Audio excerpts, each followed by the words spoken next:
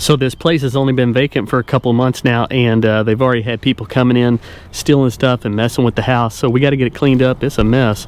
Got to get it cleaned up. So it'll look like somebody's living here. He's going to either sell the house or rent it out, do something with it. But he's like, we got to get this thing cleaned up before anything else goes on. So let's check it out real quick. The very first thing we're going to do is try to clean this fence line up and clean this sidewalk up. Obviously, the neighborhood can't use this sidewalk right now. It's just too much debris in the way, so you got to walk around it. But keep in mind, the customer does have a budget, so we're going to try to do the best we can within that budget.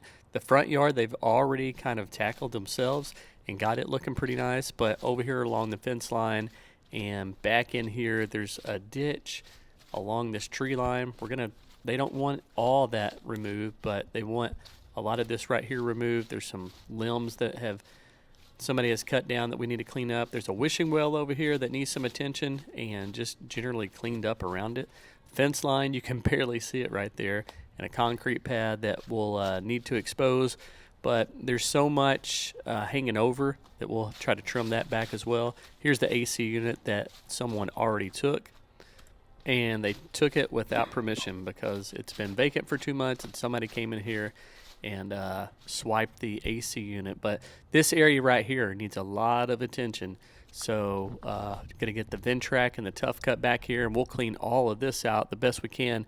It's wild, it's a mess. It hasn't been maintained in years, but that's one of our main focus points for this project. Go around here to the other side and kind of give you an idea. This tree right here, the bigger tree on the right, going to kind of take it to there, and then we'll take it on down that way a little bit. They don't want it all the way to the fence line. Again, leave a little bit of buffer room for privacy between the properties and the neighbors. Try to clean this little area up right here as well. But we got a lot to do. A lot of work needs to be done, and we're going to try to get this place cleaned up, looking nice, and that way the customer can either sell the house or rent it out and feel good about it. But enough talking. Let's get right into it.